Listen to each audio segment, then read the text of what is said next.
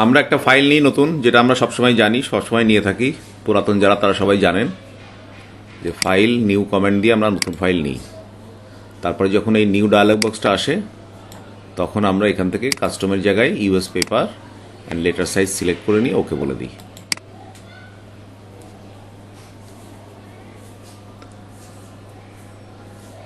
নতুন ফাইল আসলে ইউজুয়ালি আমি এই টাইটেলটা ধরে টেনে এটাকে ছোট করে এভাবে রেখে দিই। আর যদি লেয়ার থাকে তাহলে লেয়ার বা অন্য কোনো প্যানেল থাকে, প্যানেলটাকে টান দিয়ে নিয়ে এসে রাখি এখানে। গতদিন আমি লেয়ার প্যালেট নিয়ে ডিটেলস ক্লাস নিয়েছিলাম, যে লেয়ার কি করে নতুন লেয়ার নিতে হয়, লেয়ার মার্জ করতে হয়, লেয়ার ভিজিবল করতে হয়, কপি পেস্ট করে নিলে কিভাবে নতুন লেয়ার আসে। লেয়ারের এই অপশনগুলো নিয়ে ক্লাস নিয়েছিলাম গতদিন। Merge down, merge visible, merge flatten, এইগুলো নতুন লেয়ার। ডুপ্লিকেট লেয়ার অবশ্য নিইনি, নিউ গ্রুপ। এই লেয়ার নিলে ডিটেলস ক্লাস লেয়ারের উপর নেওয়া যাবে, কিন্তু যতটুকু প্রয়োজন আমরা আপাতত ততটুকুই এখান থেকে লেয়ার নিয়ে কথা বলবো। পরবর্তীতে অ্যাডভান্সে যখন যাব আমরা ফটোশপের, তখন এই লেয়ারের ডিটেইলিং নিয়ে কথা বলবো। যেমন আমি ক্রপ টুল নিয়ে একটু দেখাই, একটা ছোট একটা জিনিস দেখাই, যে একটা নতুন একটা ফাইল ওপেন করলাম, ফাইল ওপেন।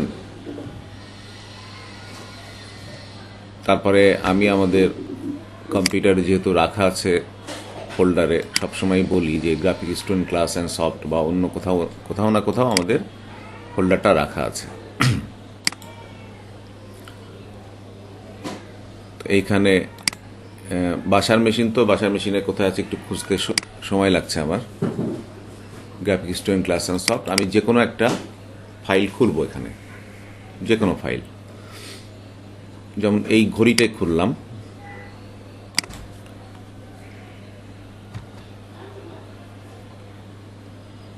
এই ঘড়িটা খোলার পরে এই ঘড়িটাকে আমি যদি ক্রপিং করতে চাই, তাহলে এই ক্রপ টুল, এই টুলটার নাম হচ্ছে ক্রপ টুল।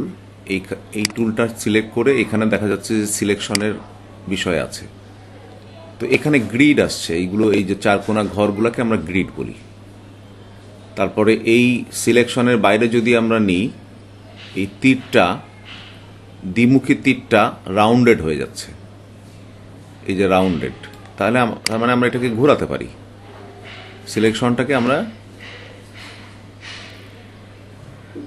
এভাবে ঘোরাতে পারি। এই ঘড়িটা সোজা হচ্ছে আস্তে আস্তে, যে ঘুরে যাচ্ছে, যে ঘুরে গেল এটা।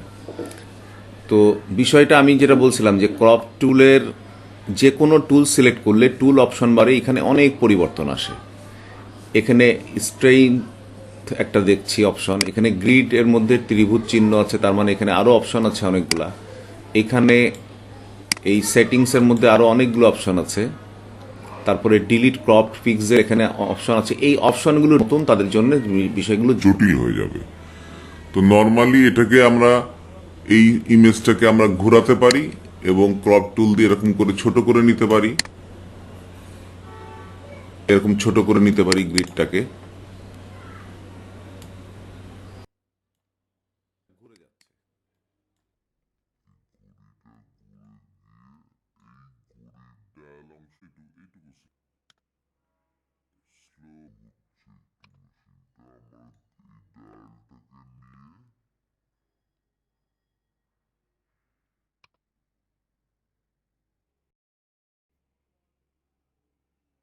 এই অংশটুকু নিয়ে কিবোর্ড থেকে এন্টার প্রেস করে দিয়ে ওটা ক্রপ হয়ে যায়। ওর জন্য আমি এটা করছি না, আমি বলতে চাচ্ছি যে কোনো একটা বিষয়ের সব ডিটেলিং যদি আগে থেকে বলতে যাই তাহলে বিষয়টা জটিল আকার হবে। তো তেমনি এইখানে লেয়ারের যে অপশনটা দেখছি, এই লেয়ারের যতগুলো অপশন দেখছি, এখানে অনেক অপশন আছে, এর ভিতরে অনেক অপশন আছে। সব অপশন যদি একদিনে আলোচনা করি বিষয়টা জটিল লাগবে। এই জন্য এই আলোচনাটা আমি এখন এভাবে করতে চাই না।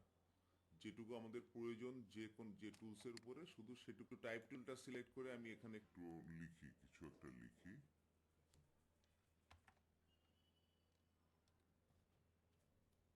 কিবোর্ডে বাংলা হয়ে আছে।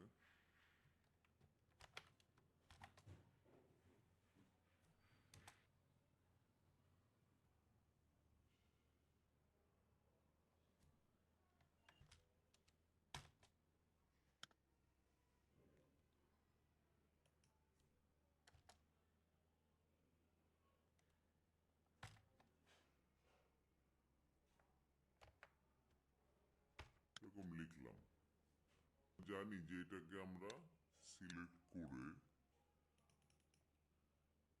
এই যে এমএস ওয়ার্ডের মতন এখান থেকে পয়েন্টকে আমরা ছোট বড় করতে পারি, অথবা মুভ টুল ধরে যদি কন্ট্রোল টি প্রেস করি তাহলে এটাকে ছোট বড় করার অপশন আসে।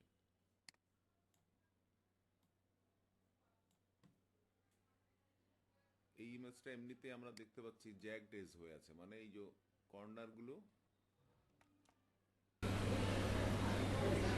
কর্নারগুলো দেখা যাচ্ছে যে ভাঙা ভাঙা।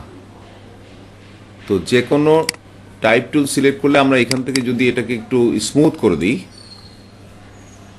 তাহলে এখানে চেঞ্জিংটা আসে, কিছুটা চেঞ্জিং আসে। হালকা একটু বড় করি এটাকে, ভিউটাকে। এখন আমরা যে লেয়ার প্যালেট নিলাম, লেয়ার প্যালেটের এইখানে আমরা দেখছি এটার নাম হচ্ছে add a layer style. Add a layer স্টাইলের মধ্যে প্রথমত blending option, bevel, emboss, stroke এবং বিভিন্ন ধরনের অপশন আছে। তো আমরা একটু ব্লেন্ডিং অপশনে যাই। লেয়ার স্টাইল একটা বক্স আসছে এখানে। এই লেয়ার স্টাইল বক্সে এইটা হচ্ছে বেভিল অ্যান্ড অ্যাম্বুস, এই লেখার উপরে ক্লিক করলে এক ধরনের ইফেক্ট আসছে। আমরা যদি এই তীরে ক্লিক করি তখন এইখান থেকে ডেপথ, সাইজ এগুলোকে আমরা বড় করলে বেভিল অ্যাম্বুসটা বুঝতে পারবো। আমাদের এই প্রিভিউ বাটনটা অন থাকতে হবে। এটা যদি অন না থাকে,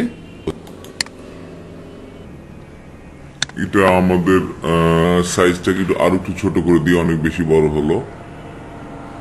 তো আমরা এটাকে কালার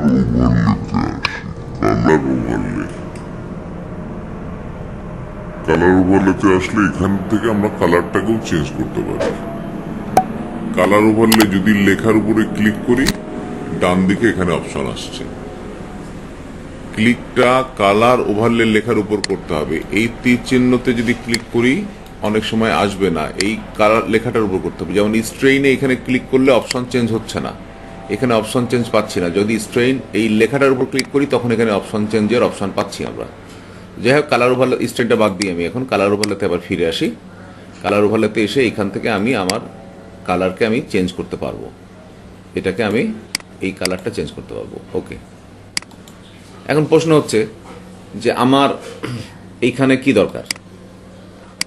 সবুজ কালার তো আমরা এটাকে সিলেক্ট করে এইখান থেকে ফরগ্রাউন্ড কালার নিয়েও সবুজ করতে পারি, কিন্তু কালার ওভারলে করলে যেটা হচ্ছে যে লেয়ারে গিয়ে আমি এই অপশনগুলো পাচ্ছি যে এটা বেভিল অ্যান্ড অ্যাম্বুস করা আছে। ইচ্ছা হলে আমি বেভিল অ্যাম্বুসটাকে অফ করে দিই, তাহলে আমার কালারটা থাকলো। আবার যদি কালারও অফ করে দিই তাহলে যে কালো কালার নিয়েছিলাম আগে সেটা রয়ে গেল। সো এখান থেকে অফ অন করার এই যে ফার্দার এডিট করার অপশনটা আমার রয়ে যাচ্ছে।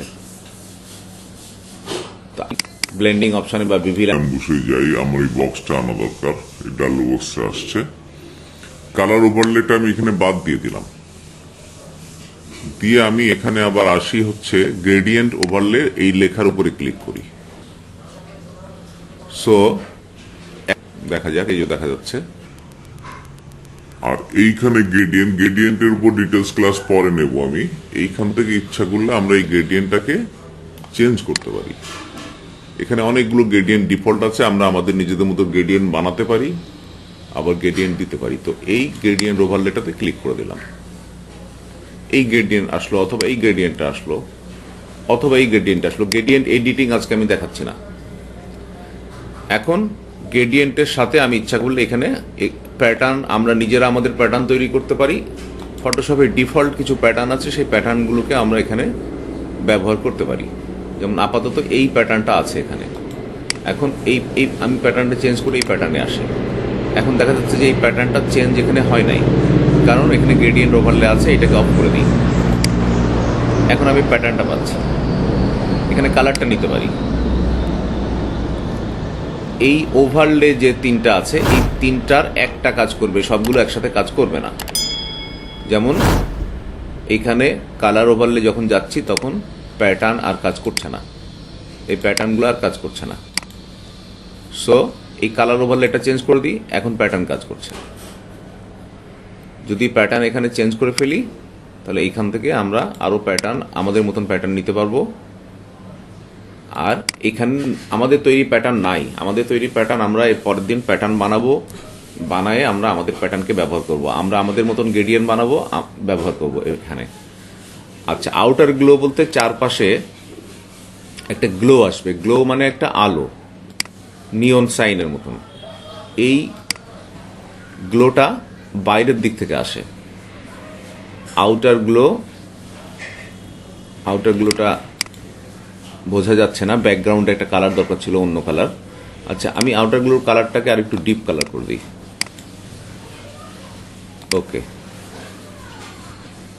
তারপরেও আমি আউটার গ্লোটা, আচ্ছা প্যাটার্ন ওভারলেটা অফ করি। প্যাটার্ন ওভারলে যদি অফ করার প্রয়োজন নাই এখানে, আউটার গ্লোটা একটু বাড়াই, ব্যাকগ্রাউন্ডে কালার দরকার ছিল, যাই হোক এটা পরে দেখাচ্ছি আমি। ইনার গ্লো আছে একটা, ইনার গ্লোটায় আসি।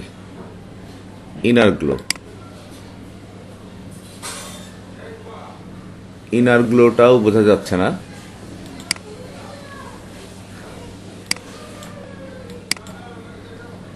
হ্যাঁ, এই যে ভিতরের দিকে একটা গ্লো আসছে এখন এই কালারের। আউটার গ্লোটাও আসবে, আমার ব্যাকগ্রাউন্ডে অন্য একটা কালার থাকতে হবে, হোয়াইট কালারের কারণে ওটা বোঝা যাচ্ছে না। আচ্ছা, আমরা যদি এই টেক্সটার একটা শ্যাডো দিতে চাই তাহলে এখানে ড্রপ শ্যাডো দিতে পারি। এইটা হচ্ছে ড্রপ শ্যাডো, এটার ডিস্টেন্সটা বাড়াই তাহলে ড্রপ শ্যাডোটা ক্লিয়ার হবো। এই যে নিচের দিকে একটা শ্যাডো আসছে, এই যে শ্যাডোটার অ্যাঙ্গেল এখান থেকে আমরা চেঞ্জ করতে পারি। মাল্টিপ্লাইটা আমরা করে দিই নর্মাল। এখন ডিস্টেন্সটা আরো বাড়ালে শ্যাডোটা নিচের দিকে আসলো। তো এইখানে অনেক কিছু দেখার আছে, অনেক কিছু বোঝার আছে, এই জিনিসগুলো আপনারা নিজেদের মতন দেখে নিয়েন। এটা একটা অপশন সিলেক্ট করলে এখানে অনেক অপশন আসে, এই অপশনগুলো ক্লিক করে, যেমন কন্টার, এই কন্টারে অনেকগুলো কন্টার আছে, যে শ্যাডোগুলো কিভাবে আসবে। শ্যাডোগুলো এভাবে আসতে পারে অথবা এভাবে আসতে পারে। আরেকটা বিষয় বলি, এটা যে শুধু টেক্সটের উপরে কাজ করবে তা না, এটা ইমেজের উপরেও কাজ করবে। এটা নিয়ে আমি আলাদাভাবে ক্লাস করাবো এর পরে আরেকদিন। তো আপনারা এই টেক্সট লিখে তার বিভিন্ন ধরনের ওভারলেগুলোকে ব্যবহার করেন এবং যতটুকু পারেন এরকম কাজ করে আপনারা গ্রুপে জমা দিয়েন। আর নিজেরা এই অংশগুলো দেখে নিয়ে, এখানে অনেক অপশন আছে, এটা দেখতে গেলে আপনাদের 1 সপ্তাহ সময় লেগে যাবে। তো এরকম ধীরে ধীরে আমি আসলে এগুতে চাই। তো আমি এমনিতেও বলে আসছিলাম যে আজকে আমি ক্লাস বাসায় খুব নিচ্ছি এবং খুব রেডি না, মেশিন টেশিন রেডি না। তো আজকে আমার মনে হয় এই পর্যন্তই থাক। আর যদি কারো কোনো প্রশ্ন থাকে তাহলে আপনারা বলেন।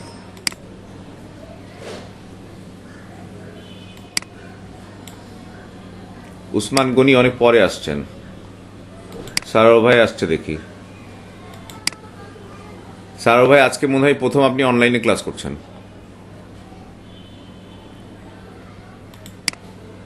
স্পিকার অন করেন সারো ভাই।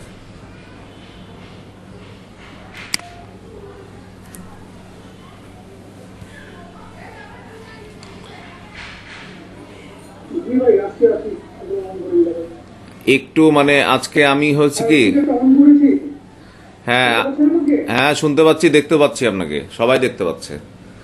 গতকালকে আমি শাহবাগ থেকে 7:30টায় রওনা দিয়ে, হ্যালো, আমরা শুনতে পাচ্ছি আপনাকে, আপনি কি শুনতে পাচ্ছেন?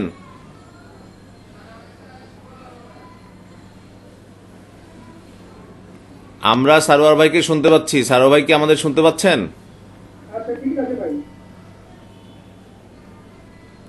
আচ্ছা, এই দেখা যাক।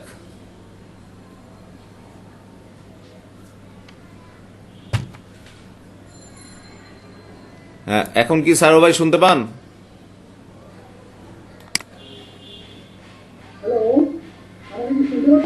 আপনাকে আমরা শুনতে পাচ্ছি, আপনি কি আমাদের শুনতে পাচ্ছেন?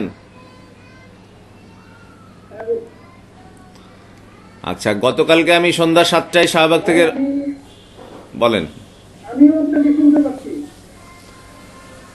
গতকাল সন্ধ্যা 7টায় শাহবাগ থেকে রওনা দিয়ে মিরপুরে আসলাম। কিন্তু সাউন্ডটা মানে খুব মানে ইন্টারনেটের যে প্রবলেম হলে যা হয় সেরকম। এখন ঠিক আছে, ঠিক আছে, ওকে। ঠিক আছে। আমি গতকাল সন্ধ্যা 7টায় শাহবাগ থেকে রওনা দিয়ে মিরপুরে আসছি রাত 3টায়। তো বাসার মেশিন টেশিন সেট আপ করতে পারি নাই ঠিক মতো, যার কারণে আজকে ছোট আকারে ক্লাস নিলাম। এই ক্লাসটার রেকর্ডিং আমি দিয়ে দেব গ্রুপে। ওসমান গনি কেমন আছেন?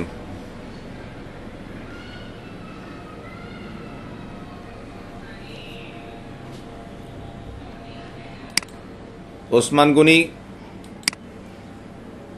ঠিক আছে। ওসমান গনি শুনতে পাচ্ছে না মনে হয়।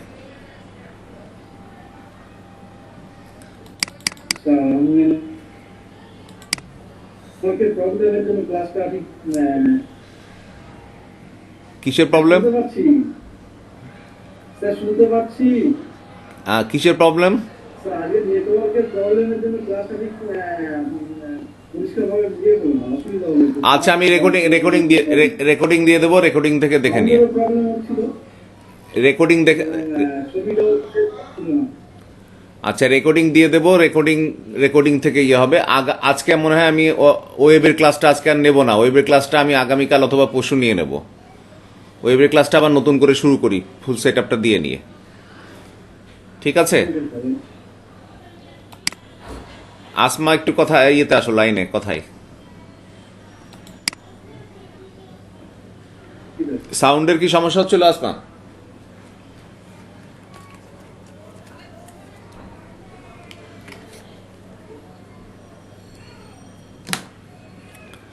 ওকে নাজিয়া, আপনি গ্রুপে কিছুই দিচ্ছেন না। আপনি কি গ্রুপ খুঁজে পান নাই?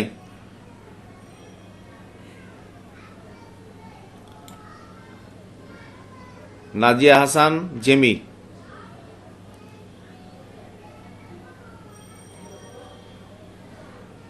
ওকে মনে হয় আর কেউ কথা বলবে না। তাহলে আমি এখানে রাখছি। আজকে আমি রেকর্ডিংটা দিয়ে দেবো আপনাদেরকে। খোদা হাফেজ।